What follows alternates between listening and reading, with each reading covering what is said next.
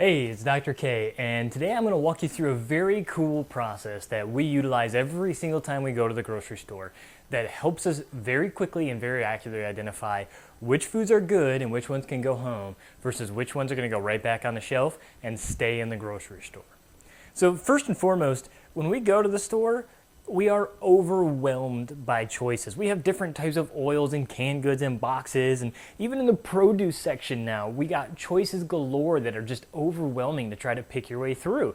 And figuring out, oh my gosh, what's healthy? What actually has stuff that I can bring home to my family and feel good about feeding my kids versus what stuff is secretly loaded with a bunch of junk that I'm going to regret having later is very difficult because there are so many things. So how do we start to figure that out? Well, we're going to walk you through that today so that in 30 seconds you can know which products go home and which ones stay on the shelf. Now, as we do this, we're going to introduce you and walk you through 3 different words, 3 different things that you're going to look for on any package that you take home that immediately are going to identify it as being something that goes back on the shelf, does not go home. The second thing we're going to do is I'm going to tell you the number 1 place that you absolutely must have your antennas up, have your awareness on, and be ready to pay attention because this is the area that most people get tripped up in. It's totally surprising, and I certainly understand why because I learned a lesson the hard way, which I'll tell you about. So first and foremost, when we start reading nutrition labels, we are going to look in a very specific place. And the first thing we do is, of course, we don't look at the cover, we don't look at the front area of the box. There's lots of misleading information that'll get put up there. Doesn't matter what kind of package we're looking at. Where we go to is not even the nutrition facts. So this black and white box here that a lot of us run to read calories and fats and how many grams of sodium in there. Great information, lots of valuable pieces of information here, but not the whole picture. We want to know what's in here, what's in this stuff that I can bring home and feel good about feeding my family. And in order to really determine it, to really find the substance of what you're getting, you have to go to a different area. You have to go down to this ingredients section. Typically the ingredients are found below this black and white nutrition facts label. And with the ingredients, we have a very simple process. You're going to look for 3 words. And if any of these 3 words are there, this product is automatically out. Now you can get a lot more in depth with how to read this, but we're keeping it simple and we're going to help you at least be able to do this lickety-split as we learn how to do this so that you can really pick up and move through. So the first word that you're going to identify when you are looking at your ingredient list. Word number 1, artificial, as an artificial sweetener. So if you see glutamate, aspartame, anything with that pink, blue, yellow stuff in it, the moment you see those, back on the shelf. Now you have to be very wary about where you find this stuff. I've seen it in coffee creamers, I've seen it in yogurts, I've seen it in a variety of different places. So you really have to be on guard about where this stuff is and watch for it. Even though we find it a lot in diet foods, so when you look at sugar-free or diet foods, you're going to find lots of those types of products with artificial sweeteners in them. And even though they say diet, guess what? They're not finding artificial sweeteners actually increase weight along with having some other toxic effects on the body. Not good at all, obviously. Number 2 that you're going to look for is the term hydrogenated, especially the 2 words together, partially hydrogenated.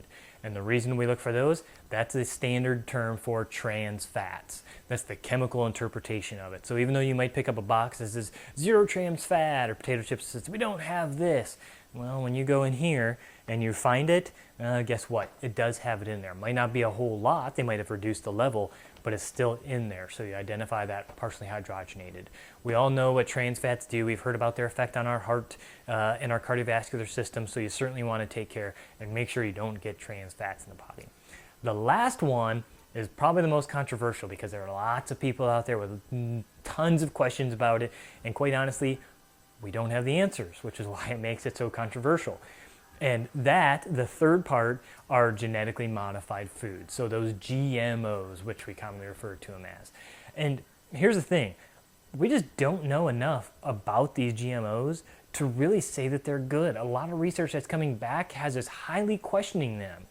And it's not that the whole science might be bad, but there's something within the way that it's being done right now that we really aren't sure of. And science is coming back saying, whoa, there's some big stuff, some big red flags here that we really have to be cautious of before we just mass produce it and put it on the market. And it's pretty scary stuff. So we want to avoid those genetically modified foods and make sure that they are not within these different products. So those 3 words again, write them down, take this with you, you're going to want to know it. Artificial, partially hydrogenated, genetically modified. The moment you see those, immediately right back on the shelf. Doesn't even need to bother going in your cart. Got it? Awesome. That being said, there is one area that you have to be incredibly aware of when you are doing this shopping, because I was fooled because I had no idea that this was going to be the case. And it happened to me last Christmas when we were making cookies. We were getting ready for the holiday festivities and having people over and doing all the fun stuff, right? And we needed buttermilk. So I was sent out to the store to get buttermilk to make these cookies. And in the process of doing that, I just went in and picked up buttermilk, paid for it at the cash register, went home, we started making cookies, and all was good. Until my wife called me into the kitchen and said, "Did you read this?" And she handed me the canister of buttermilk, and no, I mean, it's buttermilk. What else is going to be in buttermilk? Sure enough, under the ingredients of buttermilk, the first ingredient was indeed buttermilk. Second ingredient, modified cornstarch. And I could not believe it, because I had made the assumption that when I bought something in the dairy section that said milk, buttermilk, yogurt, whatever the case may be, what was it going to be? Milk or buttermilk or yogurt. Well, I started doing some other searches, and I was totally surprised at what I found out, because it turns out that there are tons of products in the dairy section that you have to be very aware of, because they are loaded with things. And this is the area where we tend to let our guard down most. It's that one place that we told you have to be on high alert. Don't let your guard down just because you go there, because you assume it's going to be one thing. You still have to read labels, still have to be very aware of what's in there and monitor that. Because I was fooled, and I knew what I was looking for, and I just totally made an assumption there. So make sure you pay attention. Don't fall for it the same way that I did. There's lots of stuff out there that'll be certainly loaded in ways that we never anticipated. So there you go. You got those big things that'll help you go to the grocery store, be able to walk through all these massive thousands and thousands of products there and figure out, hey, this is good, this is not so good, I don't want this at home, my kids can't have this, and be able to knowledgeably make a quick trip to the grocery store, come away with the things that you really need, forget the rest, and have a much healthier family overall. Until next time, this is Dr. K. Thanks.